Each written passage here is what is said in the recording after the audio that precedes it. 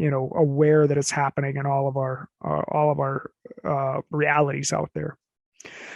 Marcia, in the snow globe of 2022, what does it mean to walk through the darkness and into the dawn, as the quote said? Well, the next lyrics were a world gone shallow and a world gone lean. So spirit recognizing that there's not a lot to grab onto in the old form of things. And the next lyrics, I'm the keeper of nothing but an old flame. So this recognition that as we move through this eye of the needle, that we can only hold on to that which is truly our core, and that the Holy Spirit, or the active flame of intelligence of God that lives within us. We are once again encouraged to be the light. We talked about on previous calls, holding the light within extremes.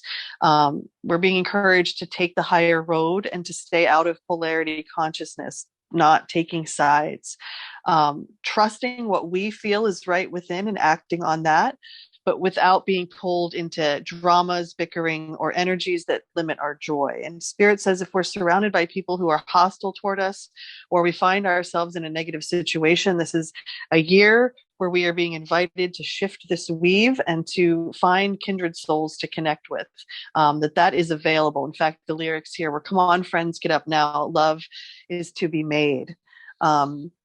And that leads into this final frequency from Spirit about choosing our friends wisely in the vein of divine companionship. That we may have been feeling like we're surrounded by people who don't understand us, or we feel like we're a fish out of water. We've been searching for kindred souls, and Spirit wants us to know that as our soul grows and our spirit claims its own unique individuality upon its path, that our personality's vibration also begins to shift. And some of the bonds that we might have had with, people throughout our lives might not be as resonant as they used to be. And we're being encouraged to continue to love and accept ourselves as this social landscape changes, that we might be temporarily standing alone, but we will find the right people once we've created the space for them to arrive. And so this divine companionship is emerging for all who desire it. And it may require us to peacefully release any attachments to those we have who we are no longer in resonance with. And Spirit wants to make certain we understand that this doesn't mean breaking away from people who we disagree with. It means refraining from forcing harmony, or what we might call like superficial peace or relationship, with people who we know are not open to growing. We can listen and learn from those who are different than us, but we have to be around people who are open to growing at this point. And Spirit is really encouraging us to give our time and our energy to those with an open heart. Like I said, doesn't have to be in any kind of mental agreement in any way. And to just be really honest with ourselves about what kind of influences are surrounding us currently.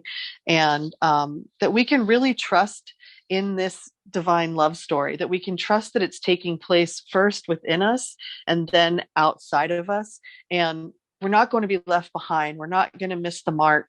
We're not going to always be isolated and alone for those people who have been reaching out, who are really struggling in that place. That shifts this year, especially for those with eyes to see and ears to hear.